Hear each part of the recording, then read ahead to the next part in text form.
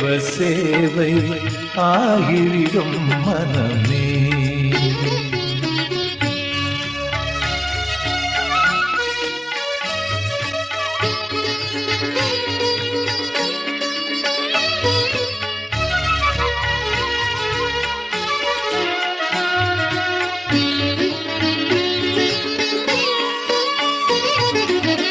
வீதியெல்லாம் புனிதமாக்கச் செல்வோம், நல்ல நீதி நெறியினிது காக்கச் சொல்வோம். வீதியெல்லாம் புனிதமாக்கச் செல்வோம், நல்ல நீதி நெறியினிது காக்கச் சொல்வோம். நாட்டின் வேதமையை போட்டு எரித்து வருவோம், வேதமையை போட்டு எரித்து வருவோம். பிரம்ம ஜோதியினை ஏற்றி வைத்து வருவோம்.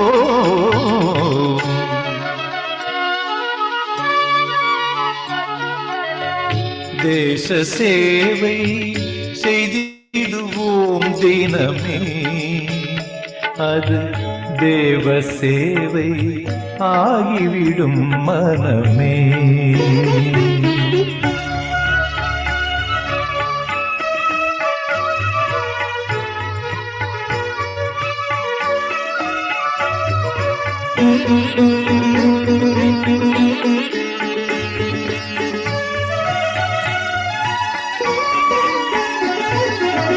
களவு கொலை கரவினோடு வாழ்ந்தால் ஸ்வர்க கதவு மூடி போகும் என்று சொல்வோம்.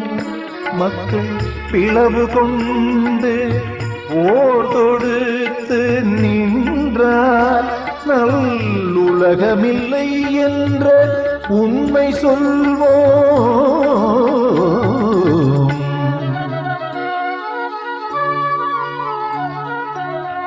தேச சேவை செய்திடுவோம் தினமே, அது தேவ சேவை ஆகிவிடும் மனமே.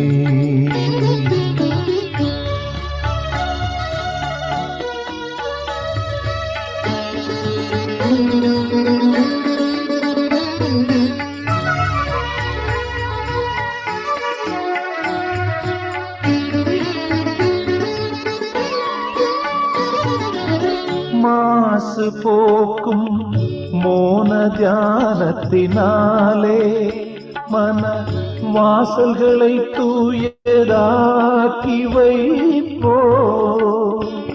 சிவ கோலமிட்டு ஜோதி ஏற்றி பாடி,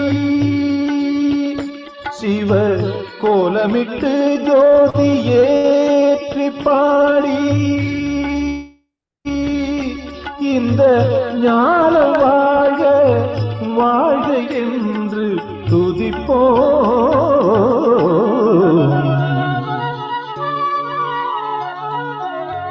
தேச சேவை செய்திடுவோம் தினமே, அது தேவ சேவை ஆகிவிடும் மனமே.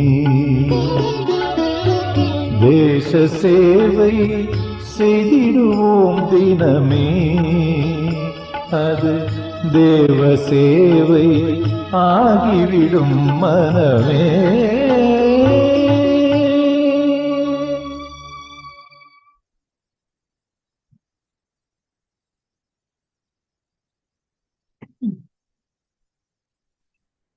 Om Shanti. Good morning, sister.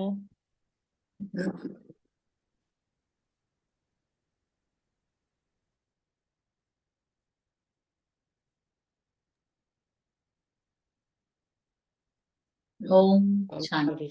Good morning. Om 5/8/2024 சாரம்சம். இனிய குழந்தைகளே, உலகு முழுவதற்கும் சேவை செய்பவர்களே நேர்மையானவர்கள். எல்லைக்குட்பட்ட விஷயங்களுக்குள்ள சிக்கிக் கொண்டிருக்காம முழு உலகத்துக்கும் சேவை செய்றாங்க. நீங்கள் மேலும் பலரையும் உங்களைப் போலே ஆக்குகிறீர்கள்.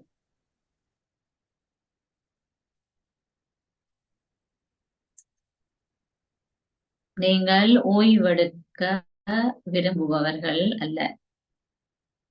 உங்களை போல மேலும் பலர் ஆக்குறீங்க, ஓய்வெடுக்க விரும்புறாக்கள் இல்ல.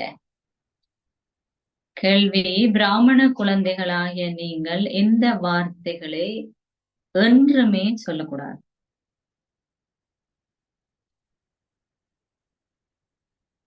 பதில்: பிராமணர்களாகிய நீங்கள், எங்களுக்கு பிரம்மாவுடன் எந்த தொடர்பும் இல்லை. நாங்கள் சிவபாபாவை நேரடியாகவே நினைவு செய்கிறோம் என்றொரு பொழுதும் சொல்லக்கூடாது. ஏன்?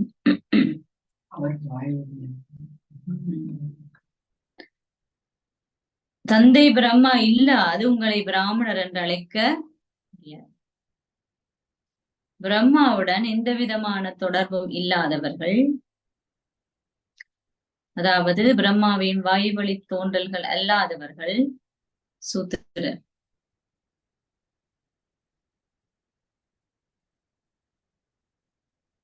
தந்தை பிரம்மா இல்லாது உங்களை பிராமணர் என்று அழைக்க முடியாது. பிரம்மாவுடன் எந்த விதமான தொடர்பும் இல்லாதவர்கள், அதாவது பிரம்மாவின் வாய்வழி தோன்றல் அல்லாதவர்கள் சூத்திரர். சூத்திரர்களால் நேரடியாக தேவராக முடியாது. அண்டா சூத்திரில் இருந்து பிராமணனாகித்தான் பிறகு தேவராகும்.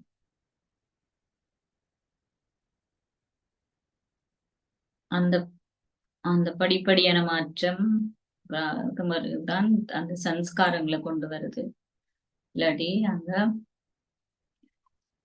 அதே சுபாவத்துல அதே சன்ஸ்காரத்துல இருக்கும். இப்ப உங்களுக்கு அப்படி வர முடியாது. ஓம் சாந்தி. ஆன்மீக தந்தை இங்கிருந்து தாதா மூலம் உங்களுக்கு விளங்கப்படுத்துகிறார். குழந்தைகள் நூதனசாலிகள், கண்காட்சிகள் போன்றவற்றையெல்லாம் அங்குரார்ப்பணம் செய்து வைக்கிறார்கள். ஆனால் உண்மையில் எல்லையற்ற தந்தை நீண்ட காலத்துக்கு முன்பே அங்குரார்ப்பணம் செய்துவிட்டார். இந்த கிளைகள் பொழுது தொடர்ந்தும் வெளிப்படுகின்றன. பல பாடசாலைகள் தேவைப்படுகின்றன. என்ன பாடசாலை படிக்கிற, இந்த கல்வியை படிக்கிற பாடசாலை இந்த பள்ளி. தந்தை வசிக்கும் இந்த பாடசாலையே முதலாவது. இது மதுவனம் என்று அழைக்கப்படுகிறது.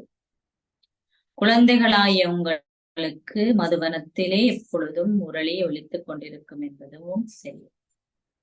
யாருடைய முரளி? கடவுளுடையதாகும். கடவுள் அசரீரியானவர். பௌதீக ரதத்தின் மூலமே அவர் முரளியை இசைக்கின்றார். பாக்கிரதம் என்று அவருக்கு பெயரிடப்பட்டுள்ளது. தந்தை இவருக்குள் பிரவேசிக்கிறார் என்பதை உங்களில் எவராலும் புரிந்து கொள்ள முடியும். குழந்தைகளாகிய உங்களால் மட்டுமே இதனை புரிந்து கொள்ளவும் முடியும். ஏனெனில் வேறு எவருக்கும் படைப்பவரையோ படைப்பின் ஆரம்பம் மத்தியிறுதியையோ தெரியாது. உங்கள் அங்குரார்ப்பணங்களை ஒரு முக்கியஸ்தர் அல்லது ஒரு ஆளுநர் போன்றவர்கள் மூலம் நீங்கள் மேற்கொள்கிறீர்கள்.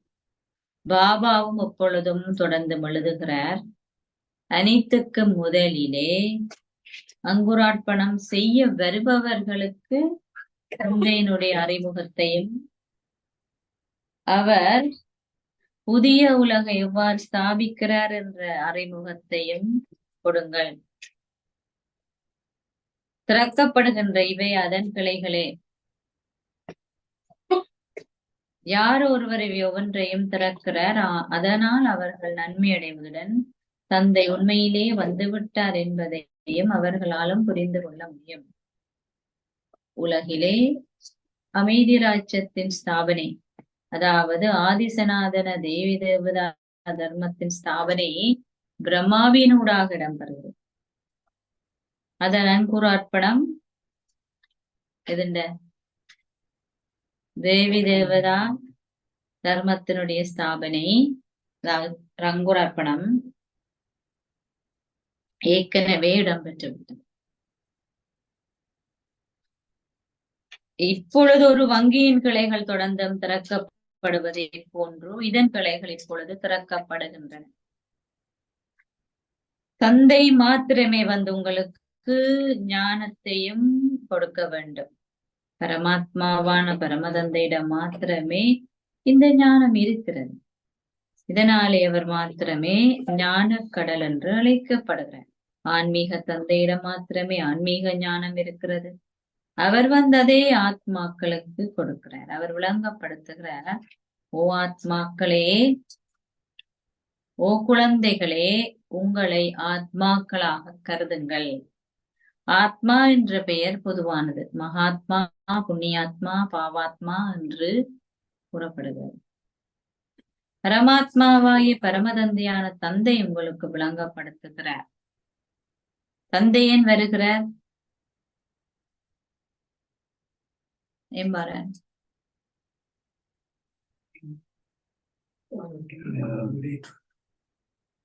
குழந்தைகளாய் உங்களுக்கு ஒரு ஆஸ்தியை கொடுப்பதற்கு அவர் நிச்சயமா வருவார். அதன் பின்னர் நீங்கள் புதிய சதோபிரதான் உலகத்துக்கு செல்ல வேண்டும். உலகின் வரலாறும் புவியலும் மீண்டும் இடம்பெறும் என்றே கூறப்படுகிறது. புதிய உலகமும் பழைய உலகமும் மனிதரை கொண்டதாகும். தந்தை கூறுகிறார், நான் உலகை புதியதாக்க வர வேண்டும். மனிதர் இல்லாத ஒரு உலகம் இருக்க முடியாது. புதிய உலகில் தேவர்களின் ராஜ்யம் இருந்தது. அது இப்பொழுது மீண்டும் ஒரு முறை ஸ்தாபிக்கப்படுகிறது. இப்பொழுது குழந்தைகளாகிய நீங்களே சூத்திரரிலிருந்து பிராமணர்களாகிவிட்டீர்கள். உங்களை பிராமணனிலிருந்து தேவரா மாற்றுவதற்கே நான் மீண்டும் ஒரு முறை வந்திருக்கிறேன். எவ்வாறு தந்தை விளங்கப்படுத்துகிறார் என்று நீங்கள் இப்பொழுது அவர்களுக்கும் கூறலாம். புதிய உலகுக்கு நீங்கள் எவ்வாறு செல்ல முடியும்? ஆத்மாக்களாகிய நீங்கள் இப்பொழுது தூய்மையற்றவர்களாகவும் விகாரமானவர்களாகவும் இருக்கிறீர்கள். இப்பொழுது நீங்கள் விகாரமற்றவர்களாக வேண்டும். பல பிறவி பாவங்கள் இப்பொழுது உங்கள் தலை மீது இருக்கின்றன. பாவம் இப்பொழுது ஆரம்பமாகிறது. எத்தனை வருடங்களுக்கு தந்தை உங்களை புண்ணிய ஆத்மாக்களாக்குறார்? எப்ப பாவம் ஆரம்பமாறுது? துவாபரயுகத்துல. எத்தனை வருடத்துக்கு தந்தை உங்களை புண்ணிய ஆத்மாக்குறார்? இந்த நேரத்தில் குழந்தைகளாய் உங்களுக்கு இவை அனைத்தும் தெரியும். 21 பிறவிகளுக்கு நீங்கள் புண்ணிய ஆத்மாக்களாக இருக்கிறீர்கள். பின்னர் நீங்கள் பாவாத்மாக்கள் ஆகிறீர்கள். பாவம் இருக்கும் இடத்தில்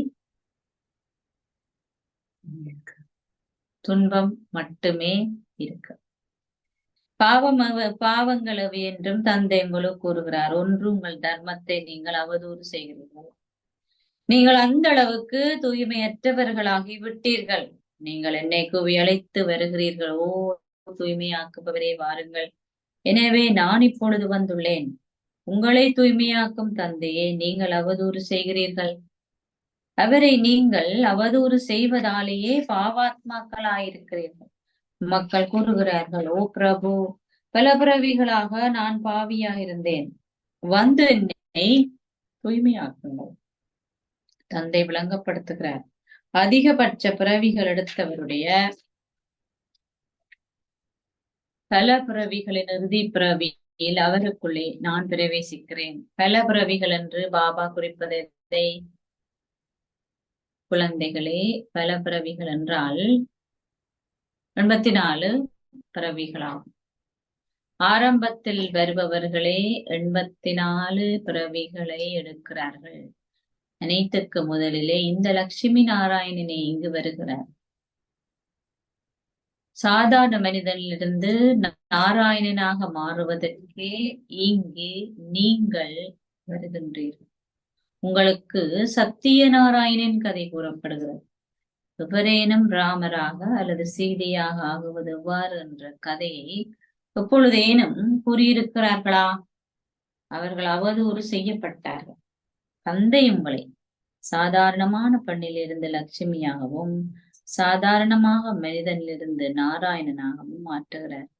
எவருமே என்றுமே அவர்களை அவதூறு செய்வதில்லை. தந்தை கூறுகிறார், நான் உங்களுக்கு ராஜயோகம் கற்பிக்கிறேன். லட்சுமியும் நாராயணனுமே விஷ்ணுவின் இரு வடிவங்கள். அவர்களது குழந்தை பருவத்தில் அவர்கள் ராதையும் கிருஷ்ணரும் ஆவார்கள். அவர்கள் சகோதரனும் சகோதரியும் அல்ல. அவர்கள் இரு வேறு அரசர்களுடைய குழந்தைகள். அவர் ஒரு ராஜ்யத்தின் இளவரசரும் இவர் இன்னொரு ராஜ்யத்தின் இளவரசியும் ஆவார்கள். அவர்களது திருமணத்தின் பின்னரே அவர்கள் லட்சுமி நாராயணன் என்று அழைக்கப்படுகின்றார்கள். மனிதர்களுக்கு இந்த விடயங்கள் எதுவுமே தெரியாது.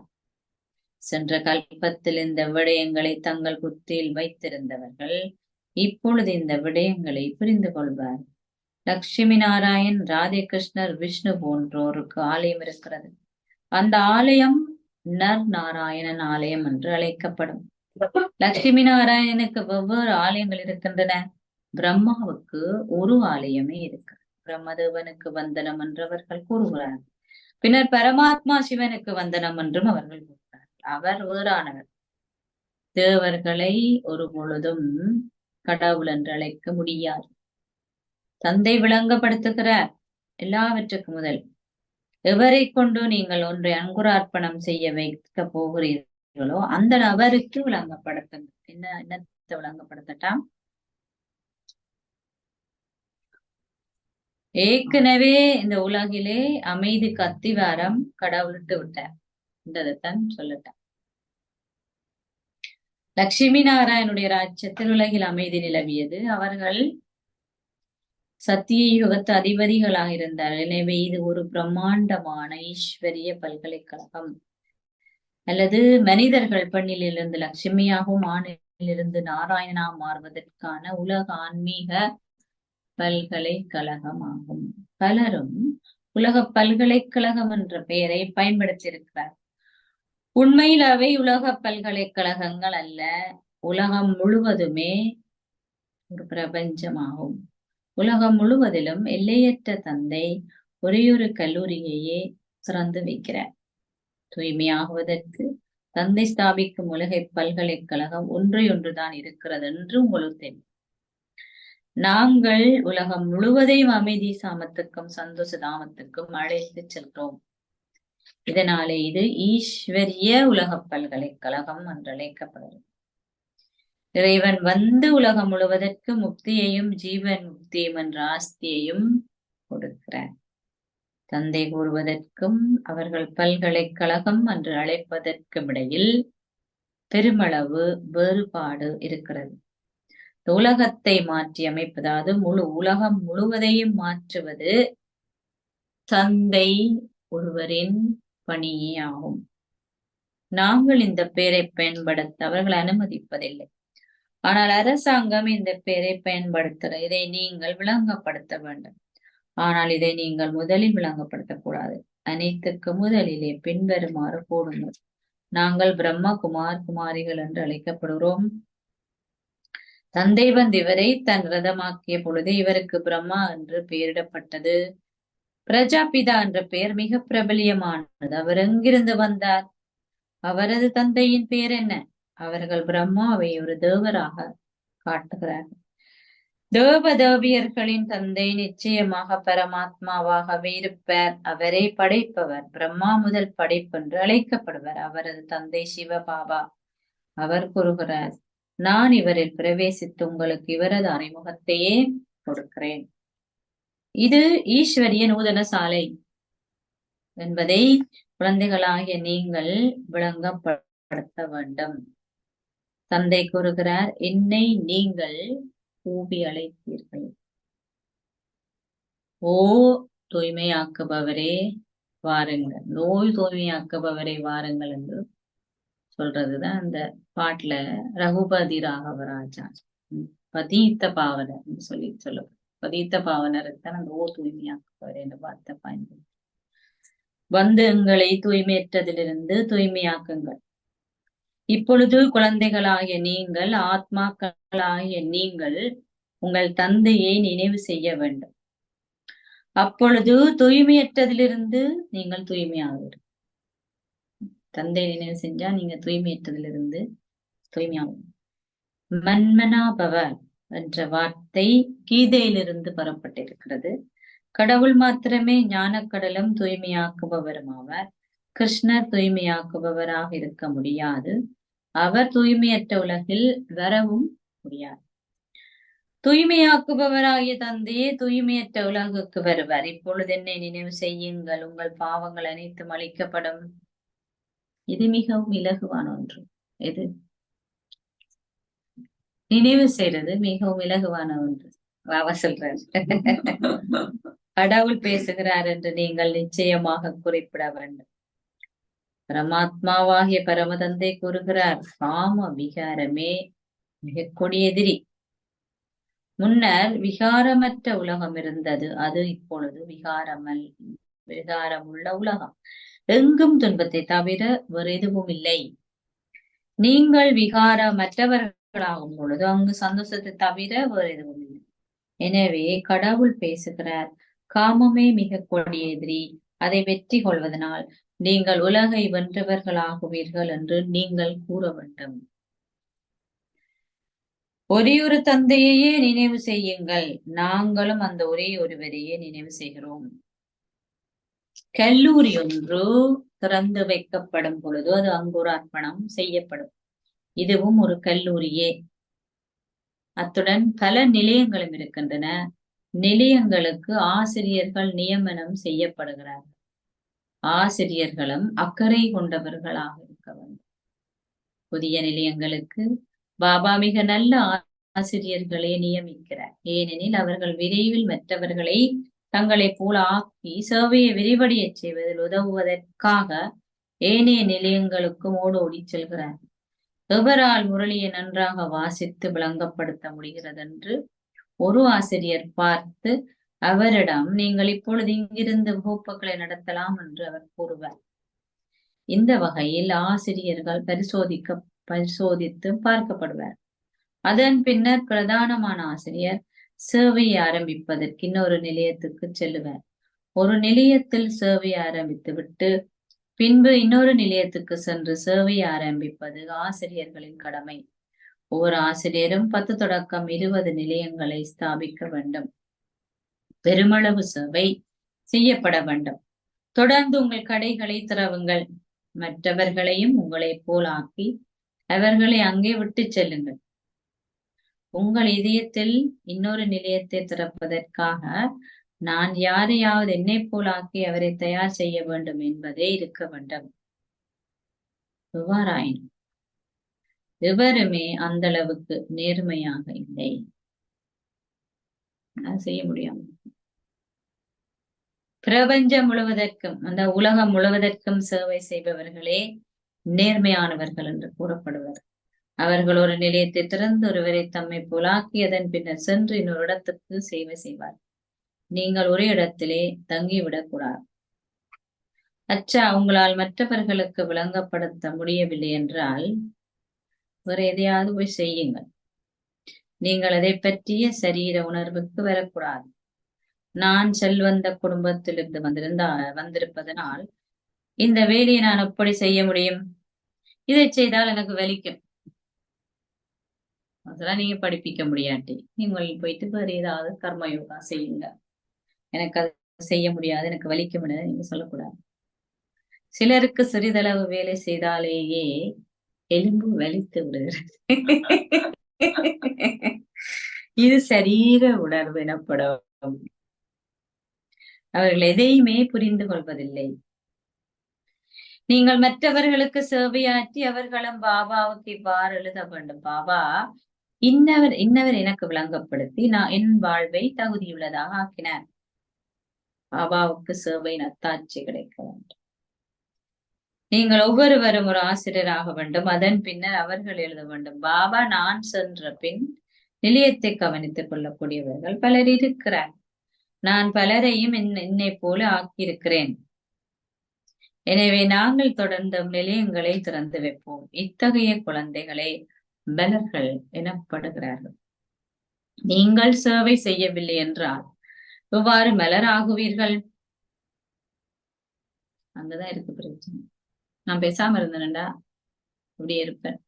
நிறைய பேரோட எனக்கு தொடர்பு வச்சு நிறைய பேரோட கம்யூனிகேஷன் எல்லாம் இருக்கும் பொழுது நிறைய குழப்பம் வரும். ஆனா ஏன் அப்பதான் நம்ம மாறணும். இல்ல ஒதுங்கி இருந்தேன்டா அதான் சொல்றேன். இது ஒரு பூந்தோட்டம். எனவே அங்குரார்ப்பணம் செய்து வைப்பவர்களுக்கு விளங்கப்படுத்தப்பட வேண்டும். நாங்கள் பிரம்மகுமார் குமாரிகள், நாங்கள் சூத்திரர்களிலிருந்து பிராமணர்களாக மாறி பின்னர் தேவர்களாகிறோம். தந்தை இந்த பிராமண குல ஸ்தாபனையையும் சூரிய வம்ச சந்திர வம்ச ஸ்தாபனையையும் செய்கிறார்கள். இந்த நேரத்தில் எல்லோருமே சூத்திர குலத்துக்குரியவர்கள். சத்திய யுகத்தில் அவர்கள் தேவ குலத்துக்குரியவர்கள். பின்னர் அவர்கள் சந்திரிய வைசிய குலத்துக்குரியவர்கள் ஆகினார். குழந்தைகள் பல கருத்துக்களையும் மறந்து விடுகிறார்கள் என்பது பாபாவுக்கு தெரியும். எல்லாவற்றுக்கும் முதலில் பிரஜாபிதா பிரம்மாவின் குழந்தையாகிய பிராமண குலம் இருக்கிறது. பிரம்மா இங்கிருந்து வந்தார். இந்த பிரம்மா இங்கு அமர்ந்திருக்கிறார்.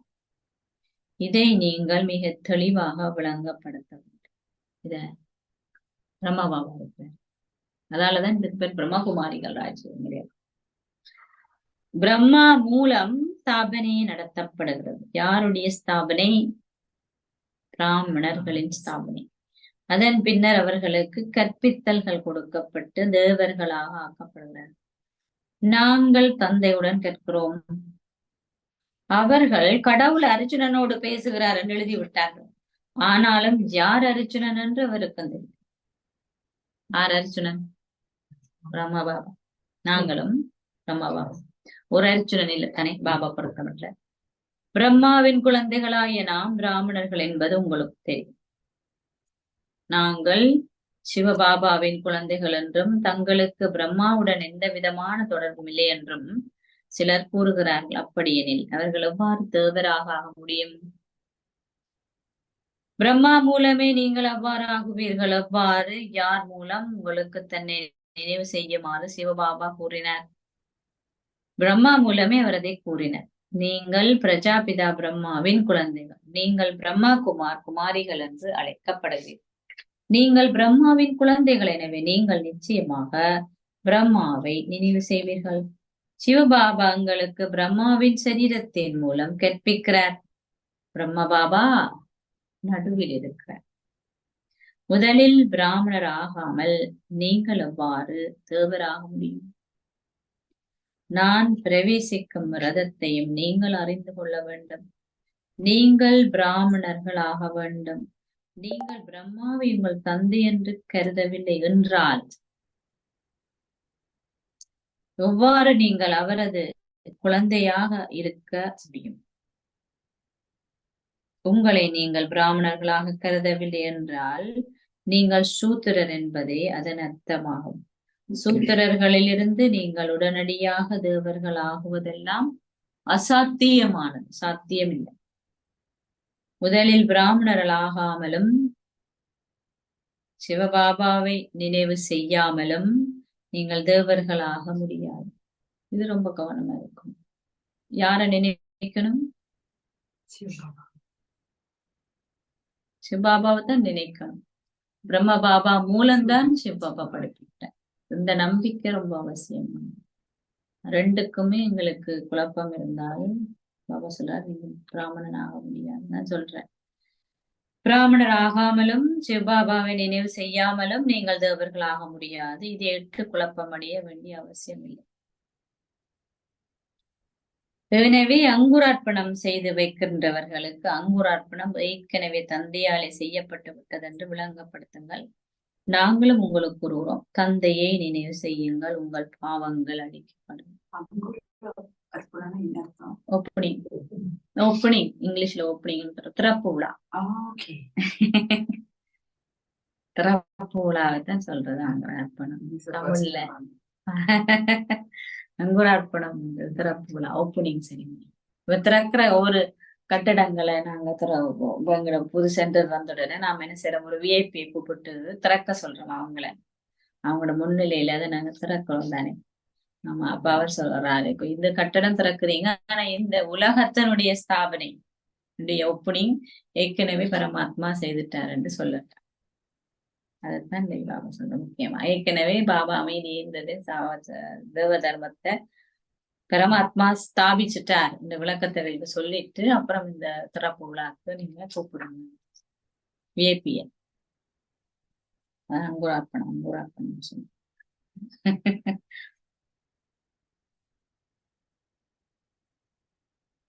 நாங்களும் உங்களுக்கு கூறுகிறோம், தந்தையை நினைவு செய்யுங்கள், உங்கள் பாவங்கள் அழிக்கப்படும். அப்பாவை சொல்லிட்டு அதால அவரை நினைச்சா உங்களோட பாவம் அழிக்கப்படும்னு அவைகளுக்கு விளங்கப்படுது. அந்த தந்தை மாத்திரமே தூய்மையாக்குபவர். நீங்கள் தூய்மை ஆகி பின்னர் தேவர்கள் ஆகுவீர்கள். குழந்தைகளாகி உங்களால் பெருமளவு சேவையை செய்ய முடியும். அவர்களுக்கு கூறுங்கள், நாங்கள் உங்களுக்கு தந்தையின் செய்தியை கொடுக்கிறோம். இப்பொழுது நீங்கள் அதை செய்வதும் செய்யாதிருப்பதும் உங்களை பொறுத்தது. நாங்க சொல்றோம், செய்யறது செய்யாது உங்களை பொறுத்தது. உங்களுக்கு செய்தியை கொடுத்து விட்டு நாங்க சென்று விடுவோம். திறப்பு விழாக்கு வர ஆக்களுக்கு நீங்க விளங்கப்படுத்தி சொல்லட்டான். நீங்கள் தூய்மையாகுவதற்கு இதை விட வேறு வழியே இல்லை. உங்களுக்கு நேரம் இருக்கும் பொழுதெல்லாம் சேவை செய்யுங்க. எனக்கு நேரம் இல்லைன்னு யாரு சொன்னா? நேரம் இருக்கா இல்லையா? உங்களுக்கு பெருமளவு நேரம் இருக்கிறது. நீங்க இல்லைன்னு சொல்லிட்டாலும் மட்டும் எனக்கு நேரம் இல்லைன்னு யாரா சொல்லிட்டாலும் உங்களுக்கு பெருமளவு நேரம் இருக்கு. நேரத்தை பயன்படுத்த தெரியுது. நிறைய இருக்கு நேரம். அச்சா, இனிமையிலும் இனிமையான அன்புக்குரிய பொழுதோ தொலைந்து இப்பொழுது கண்டுபிடிக்கப்பட்டிருக்கும் குழந்தைகளுக்கு உங்கள் தாயும் தந்தையுமாக இருக்கும் பாப் தாதாவின் அன்பும் நினைவுகளும் காலை வந்தனங்களும். ஆன்மீக தந்தை ஆன்மீக குழந்தைகளுக்கு நமஸ்தே கூறுகிறார். Good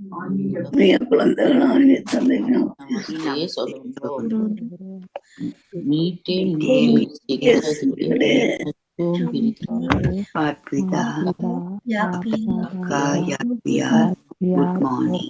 Ugani Pakir, Ugani Pacham, Ugani Pacham, Ugani Pakir, Namaste, Namaste. அதே மாதிரி சொல்லப்படுகின்ற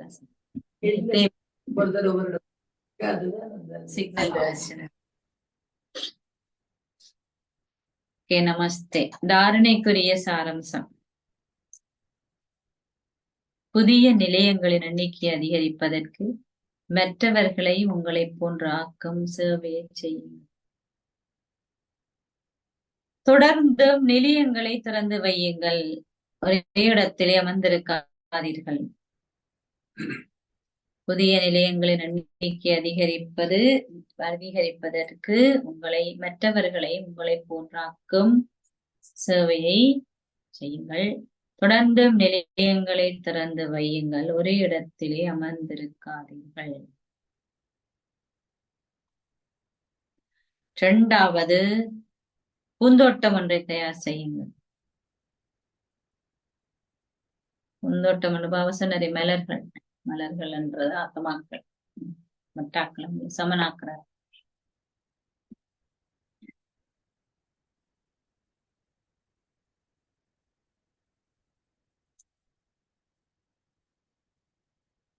நீங்கள் ஒவ்வொருவரும் மலராகி மற்றவர்களை உங்களைப் போன்று மலர்களாக ஆக்க வேண்டும்.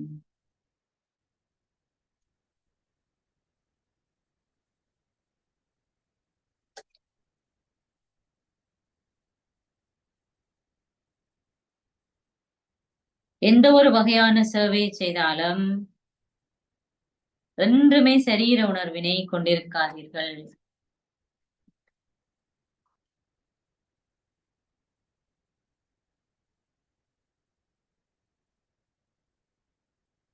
அது எனக்கு முடியாது, எனக்கு இது முடியாது சொன்னார்பா. எனக்கு நோவு, எலும்புக்கணும், இருக்கணும், இருக்கணும். இதெல்லாம் காட்டணும் சொல்லாதீங்க, இதையுமே செய்யுங்க.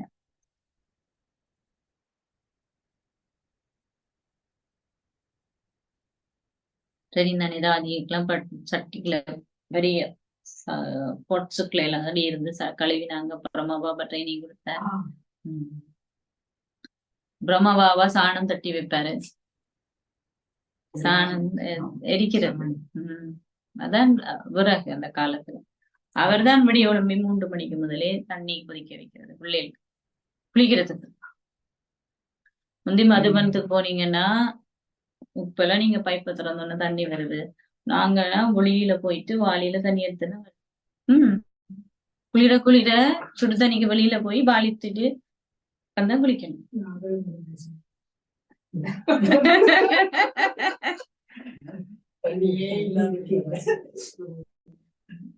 எங்களுக்கு அப்படித்தான் முந்தின மதுபன அக்கமடேஷன் எல்லாம் இப்பதான் எல்லாம் பண்டபால் அப்படித்தான். இப்பதான் எல்லாம் மாத்திட்டாங்க. மற்றபடி ஒரே அடிக்க பாத்ரூம் கட்டி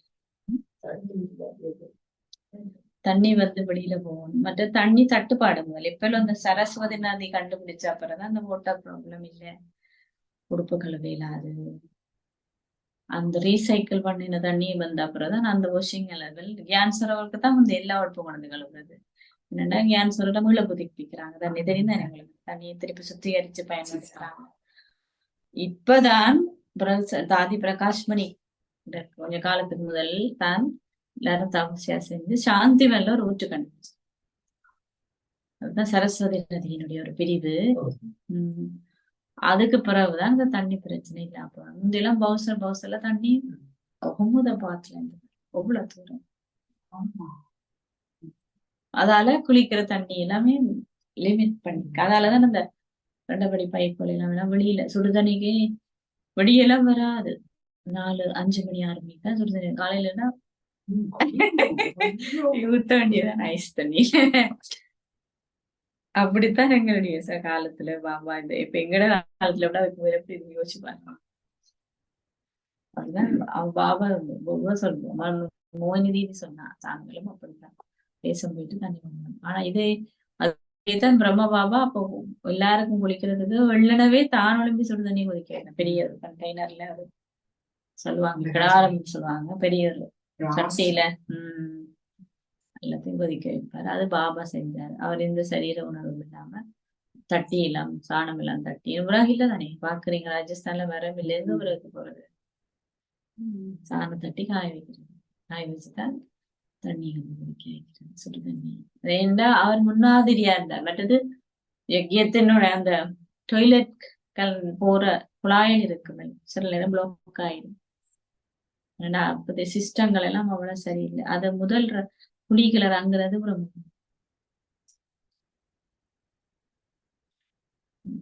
சரீர உணர்வுக்கு. அதாலதான் இந்த நாங்க தங்கத்துல பாபா இதுல சொல்றாரு, நான் வீட்டுல ஒண்ணு செய்யல, நான் தங்க பாத்திரத்துல சாப்பிட்டேன்னு பாபா ஒரு தடவை மிச்சம் வைக்கிறது. நிர்மல் சாந்தா தாதிக்கு செருப்பு தைக்கிறதுல இருந்து வண்டி ஓட்டுறதுல இருந்து எல்லாமே சொல்லி கொடுத்தாரு பிரம்மா பாபாவோட டாக்டர். அவதான் எல்லாருக்கும் மற்ற ட்ரைனிங் எல்லாம் அந்த அதுகளெல்லாம் சொல்லி கொடுத்தாங்க. மற்றது எப்படி இருந்தானேன்னு சொல்லி சட்டி தாதி ஜானின்னு சைஸ் தெரியும். சட்டின்னு உயர்ந்தா அவ இருப்பான். சட்டிக்குள்ள அவ்வளவு பேரும் சமைக்கிறது அவ்வளவு பேரு முக்க பார்த்திருப்பீங்க. கிடாரம்லாம் பெரிய பெரிய சட்டை அதுக்குள்ள இருந்துதான் கழுவுறது. ஆனா வாங்க வீட்டுல எல்லாம் செஞ்சிருக்கவே மாட்டாங்க நிச்சயமா. அப்ப பாபா எப்படி ட்ரைனிங் கொடுத்தபடியா தானே அந்த நிலைக்கு வந்துச்சு. நம்ம சரீர உணர்வு காட்டுறதுக்கு நிறைய இந்த மாதிரி கடுமையான கர்மயோகா யார் செய்யறாங்களோ. நாங்க எங்கேயத்துக்கு வந்த புதுசுல சென்டர்ல அப்பதான் ஃபர்ஸ்ட் சென்டர் இந்த டைம்ல 2-3 பாத்ரூம் மட்டும் இருக்கும். அப்போ முதல் கோர்ஸ் எடுத்து முடிச்சு என்ன கர்மயோகாண்டா அதைத்தான் வாஷ் பண்ணி. அப்படிதான் ஏன் பாபா இன்னைக்கு சொல்றாரு. அதனாலதான் சொல்றேன் சரீர உணர்வு. சரீர உணர்வை நாங்க போக்காட்டணும்னா கடுமையான கர்மயோகம், கடுமையான வேலைகள் தான் பாருங்க. உடல் எவ்வளவு உங்களுக்காக ஒரு சின்ன விஷயத்துக்கு உங்களுக்கு கோபம்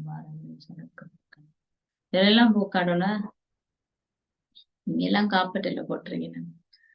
எங்கட சென்று சொல்லி எல்லாம் பெரிய பெரிய நிலையங்கள் கழுவோம். அது வேலை தானே. பெரிய பெரிய காணி என்ன பராமரிக்கணும். அதெல்லாம் வெட்டி கொத்தி கிளீன் பண்ண நிறைய வேலை செய்ய செய்ய நிறைய பேருக்கு நான் பார்த்திருக்கேன். வந்து அப்படி உருக்கமான சம்ஸ்காரம் எல்லாம் பாபாட பணி செய்ய செய்ய செய்ய இப்படியே ஒரு நல்லா குறைஞ்சிட்டு. என்னோட யோகாவும் செய்யல. இப்ப எனக்கு நிறைய சரீர உணர்வு இருந்தா எனக்கு பாபா கிட்ட போகவே இல்லை. ஏன்னா அந்த எண்ணங்கள் வந்து நான் குழப்பிட்டே இருக்கேன், பிளாக் பண்ணிட்டே இருக்கேன். இப்ப எவ்வளவு கூட நாங்க தைக்கிறது, நல்லா தைச்சு நல்லா கழுவி. எனக்கு ஆரம்ப காலத்துல அப்படிதான் நாங்க எல்லாம் செய்த ஒரு முறை குல்சாதாதி வந்த டைம்ல கொழும்புல பொம்பளைப்பிட்டியில நான் இருந்த டைம்ல ரிட்ரீட் சரஸ்வதி ஹோல ரிட்ரீட், அது சென்ட்ரலுக்கு கொஞ்சம் தூரம் போகணும். சரஸ்வதி ஹோல ரிட்ரீட், சென்ட்ரல்ல சமையல் டைம்ல சட்டிபானை இப்படி புரியும் வெள்ள போல புரியும். ஒரு தரம் இல்லை கிளீன் பண்றது. இப்ப நான் என்ன செய்யறேன்னா ரோல் பிளே ஒன்றும் போட இல்லை. ஒருத்தருக்கு மெட்ட எல்லாரும் முன்னுக்கு நிக்கிறதுக்கு நான் அந்த மண்டபத்துக்கே போவே இல்லை. நான் என்ன செஞ்சேன்னா சென்டர்ல தானே அப்ப அமிர்த வேலை முடிச்சு இப்ப பின்னேரம் நைட்டுக்கு தான் எல்லாம் கலவுறது. பின்னேரம் தொடங்கி விடியும் வரைக்கும் அவ்வளவு சட்டிபானை கழுவிட்டு காலையில 4 மணி ஆகும் அமிர்த வேலை செஞ்சுட்டு நான் தூங்குவேன். கிளாஸ் போகல ஒன்று போவேன். ஆனா அப்படி எனக்கு அந்த நேரம் கிடைச்ச அந்த பேரானந்தம் என்றது சொல்ல முடியாது. உண்மையா அப்படி ஒரு பேரானந்தம், சரியான சந்தோஷமும் பிறக்கிற மாதிரி அனுபவம். நான் தாதிகுல் சார்கிட்ட பார்க்க போவே இல்லை. எனக்கு கிளாஸ் கேட்க என்ற உணர்வும் இல்லை.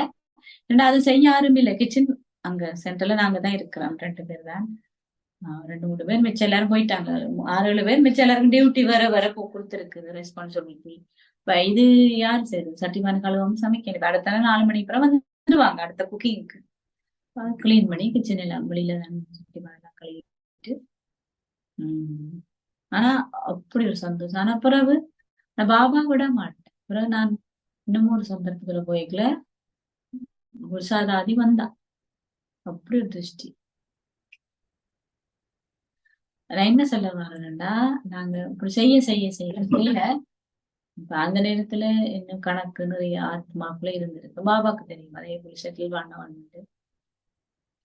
ஆனா இந்த கேள்வி எந்த சந்தேகம் குழப்பம் அது போடையிலேயே குருசாதாதி வந்திருக்காங்களே அவங்களுக்கு இது போட்டியும் என்ன செய்யணுமோ அது செய்ய முடியல.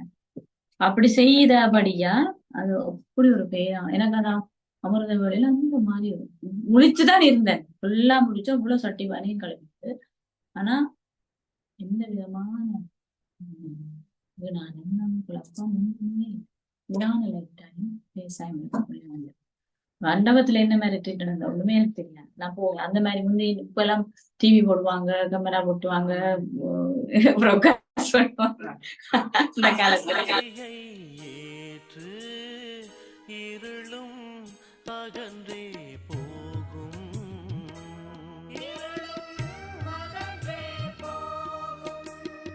சிவனை தியானம் செய்ய வேண்டும் புண்ணிய காலை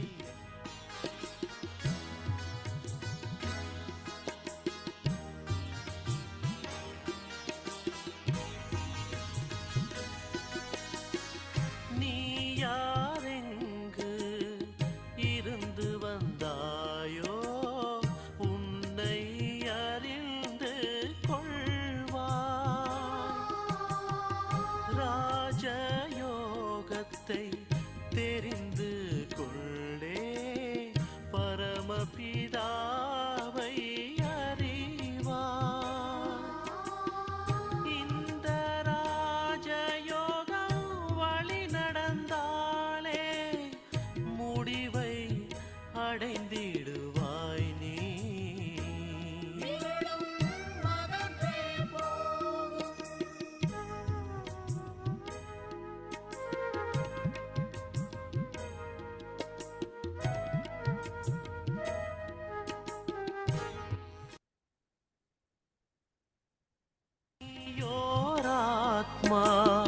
சரீரம் அல்ல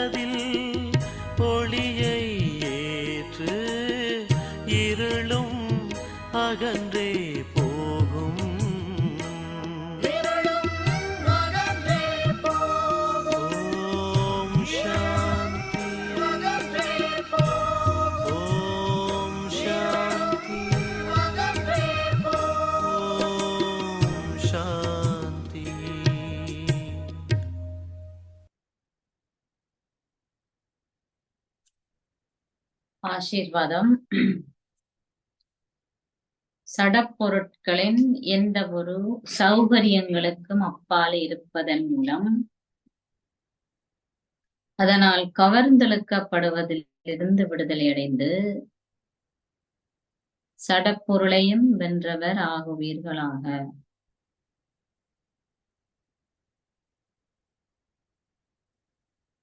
சடப்பொருட்களின் எந்த ஒரு சௌகரியங்களுக்கும் அப்பால் இருப்பதன் மூலம் அதன் கவர்ந்தெடுப்பதிலிருந்து விடுதலை அடைந்து சடப்பொருளை வென்றவர் ஆகுவீர்களாக. சடப்பொருளின் எந்த ஒரு சௌகரியமும் உங்களுடைய புலன்களை தொந்தரவு செய்யுமாயின் என்ன? அது வேணும், உம் அது இல்லாம என்னால செய்ய முடியாது. உம் இன்னைக்கு நான் போறதுக்கு வாகனம் இல்ல, நான் அப்படி கிளாஸ் போறது. உம் எதுவா இருந்தாலும் அப்படி எது இருந்தாலும் உங்களுடைய புலனுக்கு அது வந்து கஷ்டமா இருக்கக்கூடாது. அதாவது எந்த ஈர்ப்பின் உணர்வு உங்களுக்கு இருக்கு, உங்களால் கற்றற்றவராகவே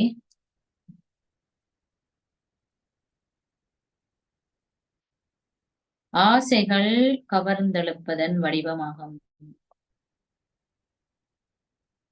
ஆசை இல்லை என்று யாரா நினைக்கிறீங்க? சிலர் தமக்கு எந்த ஒரு ஆசையும் இல்லை என்றும் சிலவற்றை தாம் நல்லது என்று விரும்புவது என்று கருதுவதாகவும் கூறுகிறார்கள். எனக்கு ஆசை இல்லை, எனக்கு விருப்பம். ஆசை எனக்கு இல்லை, விருப்பம். அதுவும் சூட்சுமமான கவர்ச்சி ஆகும்.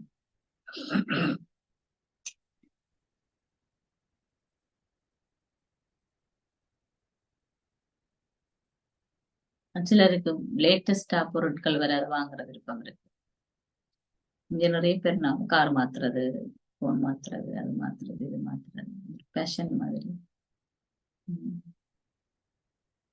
பல பல ஒவ்வொருத்தருக்கும் உண்டு. தற்காலிகமான சந்தோஷத்தை கொடுக்கின்ற அந்த பௌதீக சௌகரியமும் உங்களை சூட்சும வழியில் கவர்கிறதா என்று நீங்கள் சோதி.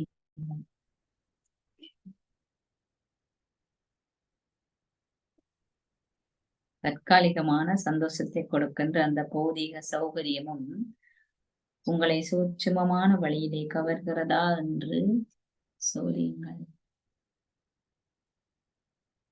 அந்த பௌதீக சௌகரியமும் சடப்பொருளின் வசதியே. சடப்பொருள் உங்களுக்கு கொடுத்திருக்கு, அது எப்ப அது இல்லாம போகுது, அப்போ அதுவும் இல்லாம போயிடுமே. அதான் நிறைய விஷயங்களை பார்த்திருக்கிறோம் தானே.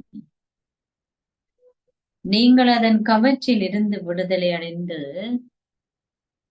விடுபட்டிருந்தாலே நீங்கள் சடப்பொருளை வென்றவர் ஆகுவீர்கள். நீங்கள் அதன் கவர்ச்சியில் இருந்து விடுதலை அடைந்து விடுபட்டிருந்தாங்க அந்த இது உங்களை புத்தி இருக்குதோ. ஆனா நாங்க தியானத்துல இருக்கும் பொழுது இந்த புத்தி எங்க போகுது, இது எனக்கு ஒரு ஒரு விஷயத்த எனக்கு கிடைக்கலண்டா இந்த புத்தி அதைத்தான் நோக்கி புலம்புதண்டா, நான் அதனாலதான் ஈர்க்கப்படுறேன். சிலருக்கு பொருட்கள், சிலருக்கு சில மனுஷருடைய கருத்துக்கள் பிரச்சனை சொல்லிட்டோம்டா அது குழப்பமா இருக்கு. அந்த எண்ணம் தான் அப்ப ஏன்னா அது ஈர்ப்பு தானே, அது பந்தனம். அது எல்லாமே பந்தனம் தான். இதெல்லாம் என்ன கவர்றான்னு நான் யோசிச்சு பார்க்கணும். மற்ற சிலருக்கு சௌகரியம், வசதி, வாய்ப்பு நிறைய இருக்குது. ஒரு வகையில சிலருக்கு சிலருடைய சகவாசம் தான் சந்தோஷம். எனக்கு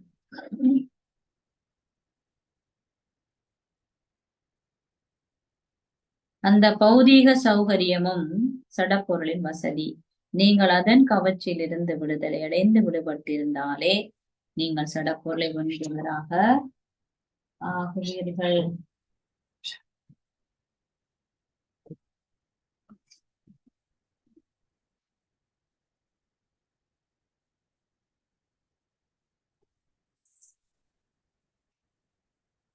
ஸ்லோகம். நான் நான் என்ற குழப்பத்தையே புறந்தள்ளி எல்லையற்றதிலே நிலைத்திருந்தால் நீங்கள் உலக உபகாரி என்று அழைக்கப்படும். எல்லா குழப்பத்துக்கும் நான் தான் பிரச்சனை. நான் என்ற குழப்பத்தை புறந்தள்ளி எல்லையற்றதிலே நிலைத்திருந்தால் நீங்கள் உலக உபகாரி என்று அழைக்கப்படுவீர்கள். எல்லைக்குட்பட்ட விடயங்களை எங்களுக்கு கூடுங்க நான் சிந்திக்க வைக்கும். உடம்பு முதல் என்ற உடம்பு சம்பந்தமான உடைமைகள் இல்லை எங்களுடைய அப்படி நாங்க நினைக்கும் பொழுது எங்களுக்கு இயல்பாகவே குழப்பம் வருது. எல்லை கப்பால் பட்டது இந்த உடம்பு எனக்கு சொந்தம் இல்லை. இந்த மார்க்கெட் பேன் இருக்கு கொஞ்சம் கிட்ட போர்டை கொஞ்சம் கிட்ட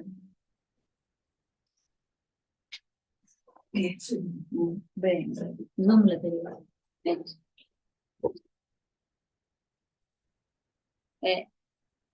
இதுதான் நான். இதை சுத்தி அடுத்ததான் எனக்கு என்ன வர்றது?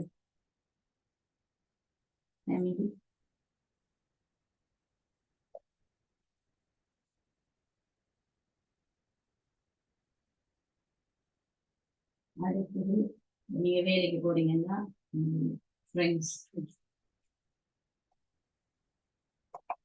இது பிறகு உற்றார் உறவினர்கள், ஃபேமிலியோட ஆதரவு, இதுதான் குடும்பம் ரிலேஷன்ஸ். அடுத்தது என்னோட இனத்தவர் அப்படின்னு சமூகம்.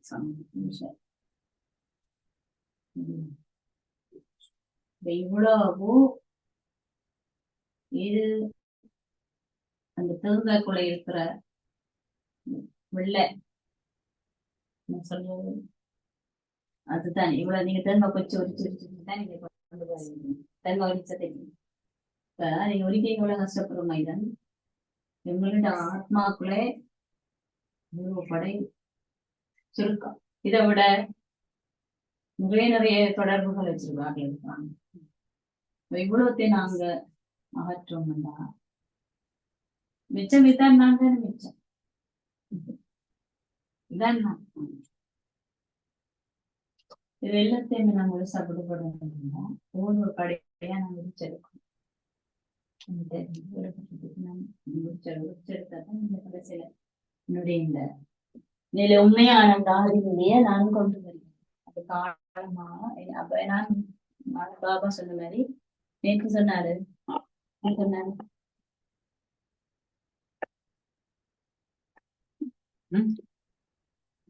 சொன்னாரே அடிக்கடி அடிக்கடி நினைவு செய்யுங்க. எல்லாத்துல இருந்து விடுபடுறதுக்கு அடிக்கடி நினைவு செய்யுங்கன்னு சொன்னாங்க. பாபா எனக்குரியவர், நான் பாபா. பாபா எனக்குரியவர், நான் பாபா. அப்படி எப்படி அடிக்கடி நான் நினைவு செய்யும் பொழுது என்னன்னா இந்த எல்லாம் இந்த படை வெளிப்புறமானது இல்லை. அதான் பிரச்சனை. வெளியில இருக்கிற விஷயத்த நீங்க பிச்சை எடுத்துருவீங்க.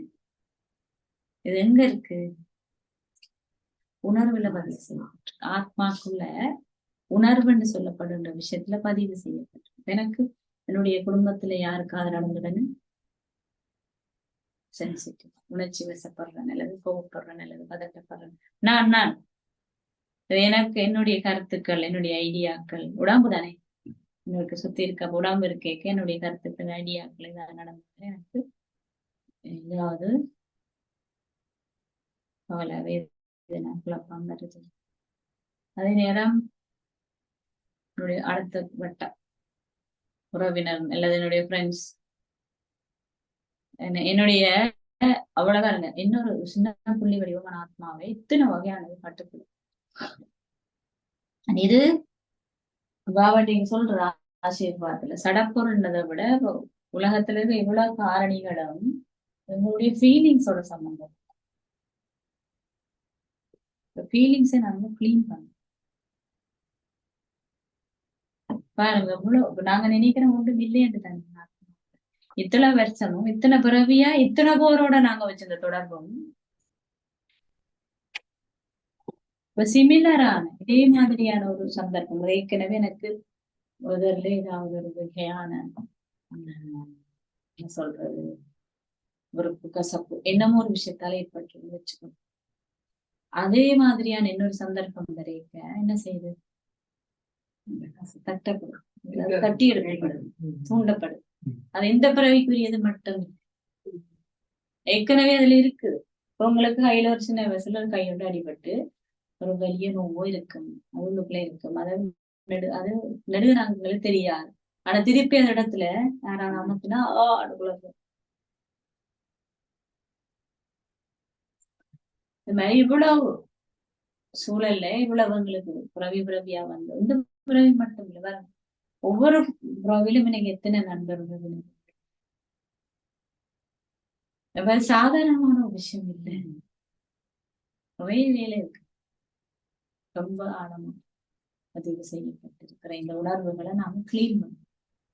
எங்கள்ட்ட இருக்கிற 63 பிறவியா ஏற்பட்ட உணர்வு எல்லாமே எதிர்முகமானது, ஆக்கபூர்வமானதை விட எதிர்முகமானது, வீணானது, பலவீனமானது, கலை மாதிரிதான்.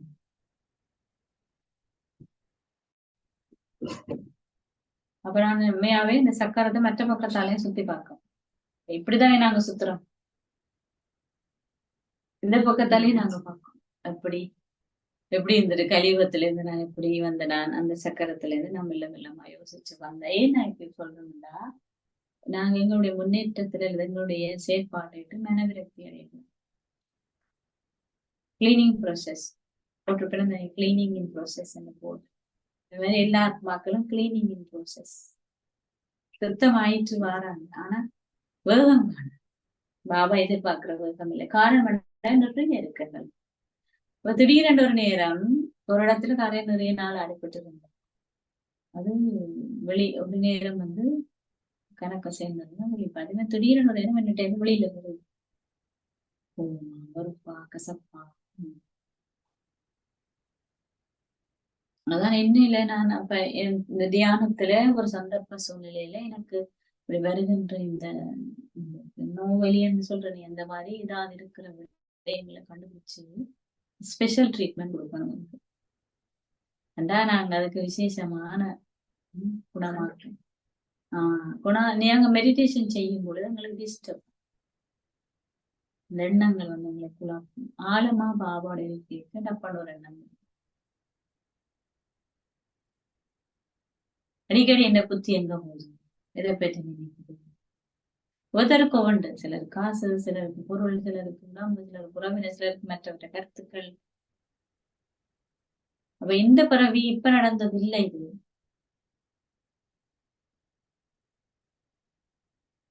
அப்ப இதை நாங்க புரிஞ்சு கொண்டோம்னாத்தான் எங்களோட நாங்க கருணை காட்டி எங்களை நாங்க மேல மெதுமையா ஹேண்டில் பண்ண சரியான முறையில காட்ட முடியாத மக்கள் ஒன்றில் தான் மோசமான நிலைக்கு போயிடும். முன்னாடி தான் உயர்ந்த நிலையில தான் எல்லாம் சரி மீன்ஸ் அது ஒரு விதமான தாழ்வு மனப்பாங்கைகளை போயிட்டு முன்னாடி தாங்க ஒரு நல்ல சரி ரைட்ன்ற ஒரு நல்ல அகங்காரம் சொல்றது அதுல போயிடுவாங்க. இதான் இந்த படிப்பு தான் பாபா எத்தனை வருஷமா படிக்கிறாங்க. இதுதான் படிப்பு சுருக்கம். இத்தனை வருஷமா படிக்கிறீங்க.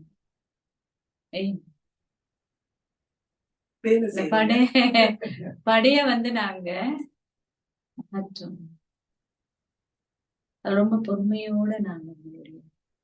இதை அகற்றத்துக்கு எங்களுக்கு யோகா சக்தியும் ஞானம் தேவை. ஞானத்தை நாங்க போட்டுதான் என்னுடைய ஒவ்வொரு எனக்கு ஒரு எதிர்முகமான எண்ணங்கள் வந்தா ஏன் வருது, ஏன் நான் அப்படி நினைக்கிறேன், குணமாக்க சொல்றேன். ஏனென்றா நான் உணர்ச்சி வசப்பட்டு நான் கவலைப்பட்டேன். என்னடா கவலை இப்பதான் வேதனையில துன்பத்தை நான் தேடிக்கொள்வேன்.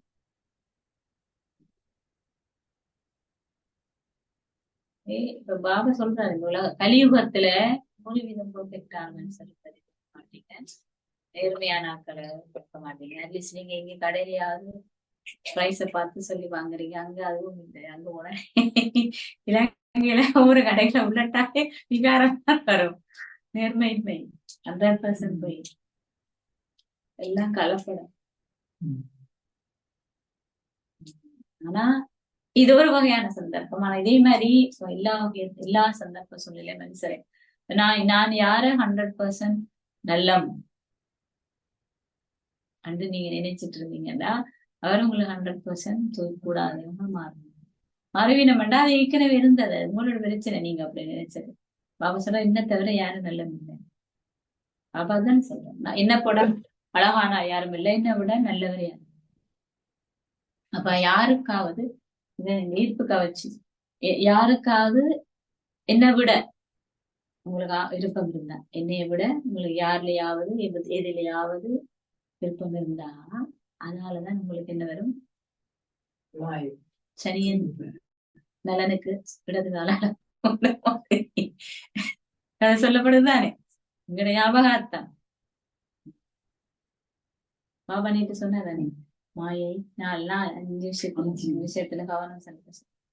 அப்ப அது சட பொருள்ல மாயை. அப்ப இது நாங்க எவ்வளவு தூரம் கவனம் செலுத்துறோமோ அவ்வளவு தூரம் தான் நம்மளுக்கு உங்களுடைய மாற்றத்தை ஒவ்வொரு முறையும் நான் ஏதாவது குழப்பம் சிந்திச்சு அது வீணான எண்ணம் வரைக்கும் அது யோகா செய்ய டிஸ்டர்பன்ஸ் வரைக்கும் நான் சிந்திச்சேன். அதாவது எந்த ஒரு மனுஷரையும் ஒரு செகண்டுக்கு மிஞ்சி நல்லாசி கொடுக்குறேன்னாலும் கூட ஒரு செகண்டுக்கு மிஞ்சி நான் நினைக்க கூடாது. அதான் ஞானம்.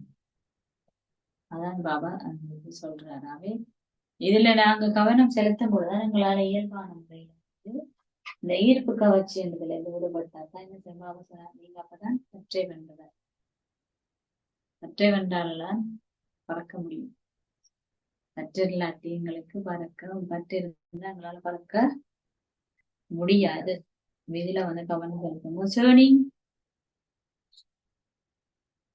இங்க சரிங்க நினைக்கிட்டு அவ்வியக்த சிக்னலை முடிச்சுட்டு அதை பார்ப்போம்.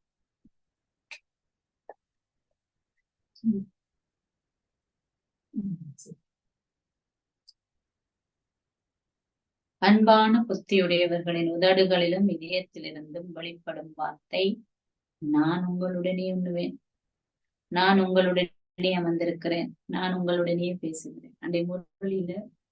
அண்டைக்கு நான் வாச்ச மொழியில ஒரு பகுதி தான் நான் உங்களுடனே செவி மடுப்பேன், நான் சகல உறவு முறைகளை உங்களுடனே நிறைவேற்றிக் கொள்கிறேன், நான் அனைத்து பேறுகளை உங்களிடமிருந்து மட்டுமே பெறுகிறேன். அவர்களின் கண்களும் உதடுகளும் பேசாமலே பேசும். பாபாவுடைய கண்ணோட எனவே சோதியுங்கள், நான் விநாச காலத்தில் இவ்வாறான அன்பான புத்தியை கொண்டிருக்கிறேனா? அதாவது நான் ஒரே ஒருவரின் அன்பில் ஸ்திரமான உறுதியான ஸ்திதியை கொண்டிருக்கிறேனா? இந்த புத்தி வேற எங்கேயும் ஈர்க்கப்பட கூடாது. இப்ப நீங்க உங்களுடைய கொப்பில எழுதுங்க பாயிண்ட்ஸ, முரளியில கருத்துக்கள் 10